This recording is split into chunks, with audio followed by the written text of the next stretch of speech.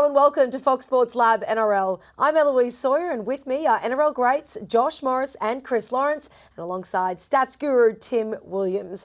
Well, let's catch our breath and have a look back at what we have liked and disliked across this amazing start to this season. Gents, it's great to have your company. Chris, I'll start with you. These close finishes for 2023, they've been spectacular. Yeah, definitely. I think on the weekend, we saw particularly the Sharks and Warriors game and then the Cowboys and Bulldogs, coming down to the wire and the way they finished, and obviously had the draw earlier on. But each and every week, there have been close games, haven't been a lot of blowouts. And particularly in the games on the weekend, you had two teams who finished at the bottom of the table with new coaches beating top four sides from last year. So it just goes to show at this stage how close the competition is, and it just provides for some great entertainment.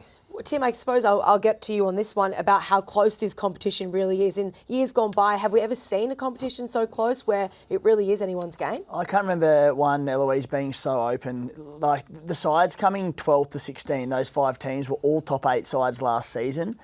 3 of the 4 sides made the preliminary final last year, and they're in the bottom half of the ladder, the bottom half of the bottom half of the ladder, to say the least. So it's just so exciting that's how the competition's set up this season. Whether or not it stays like that the long haul, probably not, but it's been great so far. Is one of the biggest things in terms of seeing if it can stay this way, and in terms of the long haul that you touched on there, Tim, injury front, is that what can really change the competition in terms of the clubs? Yeah, I think so. I think the teams that have the least amount of injuries normally do the best. You keep that cohesion week in, week out, and I think you can see that in the Broncos. They've pretty much had their same team throughout the whole first 4 or 5 rounds. So that plays a big part in the team's success, definitely. Let's talk about still on the likes. Josh, what have you really liked this season? You've been impressed by the Warriors. I've been very impressed. They're sitting in second. They've had 4 wins and 1 loss.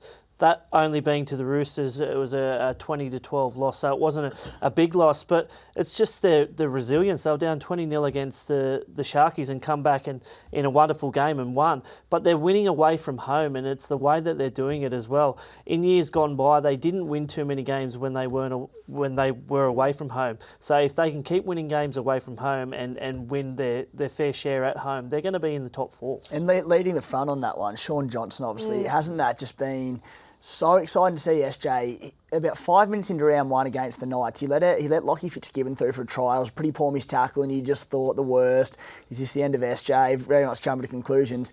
The way he's bounced back in the Warriors, I think he's had 5 try assists this season, a couple of tries to his name as well, 4 try contributions. He's been outstanding, and obviously in the twilight of his career, if he can go out on a big high note, not that this is necessarily his last year in the NRL, but the next couple of years, so good to see. Absolutely. Andrew Webster doing huge things across the ditch. Now let's have a look at the dislikes. We don't like to talk too negative, but it's important to sort of, I suppose, look at some other clubs that aren't doing so well. The Cowboys, Josh, hasn't impressed you so far through 5 rounds. No, they've been pretty disappointing, to say the least. They've only had 2 wins, and one of them was a field goal. They beat the Raiders by a field goal, and the way they played against the Warriors at home, that could to do with Scott Drinkwater being out. Those first 2 games, he looked very instrumental in their side, and I think getting him back, we might see a better gauge of the Cowboys coming up this week. One side that's not doing, well, haven't recorded a win, let's put it that way, Chris, is the winless West Tigers. Where is it all going wrong for them so far, and can they back it up against the Eels and turn it around? Yeah, look, I think it's been very disappointing, obviously 0-5, but particularly the performance on the weekend. I think if you look at the first 4 games, yes, the first 2 weeks were against some, you would say, bottom of the table sort of teams, and probably expected to win one of those, but they weren't beaten by much, and there was poor execution, but the effort was there. What was really poor on the weekend was when they did make a mistake, there's a lot of heads dropped, and there was just the ease of tries, and it was some of the effort areas were really down. That was probably the most disappointing thing, and I think if they don't turn that around very quickly, it's going to be a long, not only a couple of weeks, but a long year. I think if they are going to turn it around, this week is the chance. They beat Parramatta in the corresponding game last year, 0-5, so I think they really need to get the win this week. Where do you see Adam Dewey's best position? Look, I think his best position, I personally think, is probably in the centres. Obviously, he's a very influential figure, and obviously with the players they have in the spine now, 6 is probably his position with the players they got.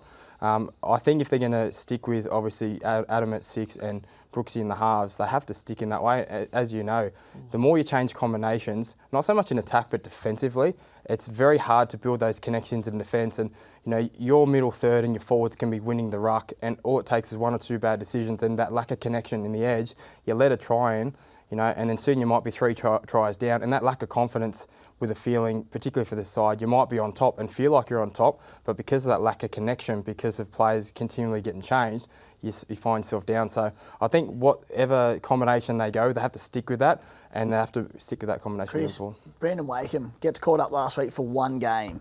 Get dusted, dropped, changing again. Like, what's that going to do for a bloke's confidence? Yeah, and I think that's the thing with all the players in terms of their confidence. Obviously, they have to make a change because of the performance last week. So now that they've moved some positions around, they again have to stick with that for the next couple of weeks.